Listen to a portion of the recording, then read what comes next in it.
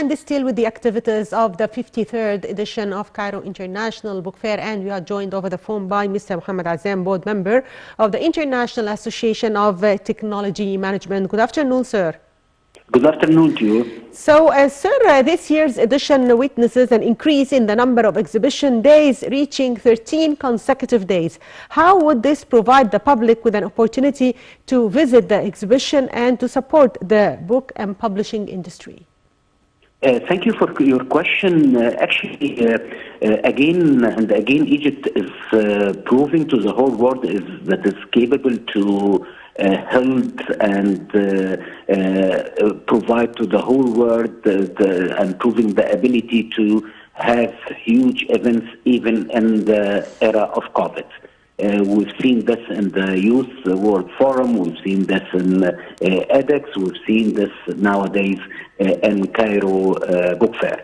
I think this is the largest event in the region for availing books, cultures, conference workshops, and a lot of cultural activities for the public.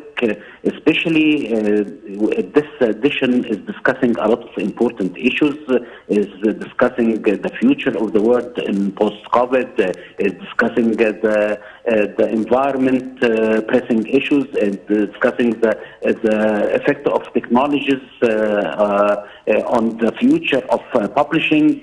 And there are a lot of very distinguished and very wealthy kind of workshops and sessions discussing a lot of things that related to our new norm, especially after COVID-19. Yes, and also this edition features Greece as the honorary guest. How do you view this? This is, I think it's a remarkable message as well.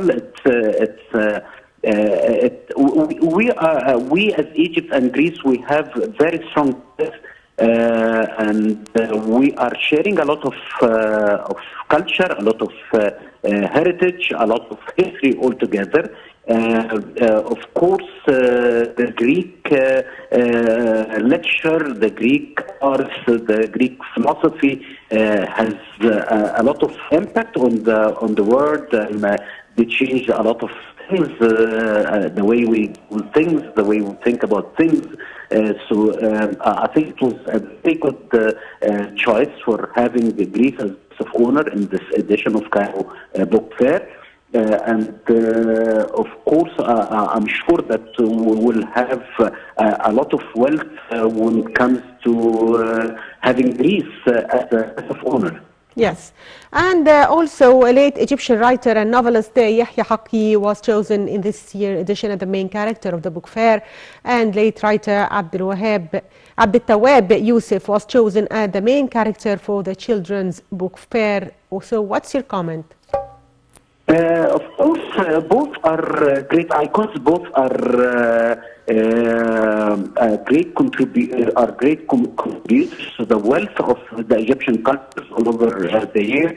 And honoring such icons, it will give a message to the youngsters, so it will give a message to the young creators and innovators that Egypt is always honoring the contributor to its wealth, its culture, its heritage, and so on and so forth. Yes, and the 53rd edition of the book fair is also granting an award for the best Arab publisher for the first time.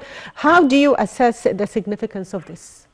This is to add another dimension to the Cairo Book Fair, that we're having a distinguished recognition for the best book writers, for the best novelists, for all over the Arab region, and it also proves how Egypt is leading the culture and has been always leading the culture in our region for centuries and decades, and we've been always because we have the great asset which is the minds and the great innovators, the great creators, the people who can add always a wealth to the human heritage and to the not only to the Arab region or the African region, and of course we've seen Naguib Mahfouz, we've seen Yahya Haqqi,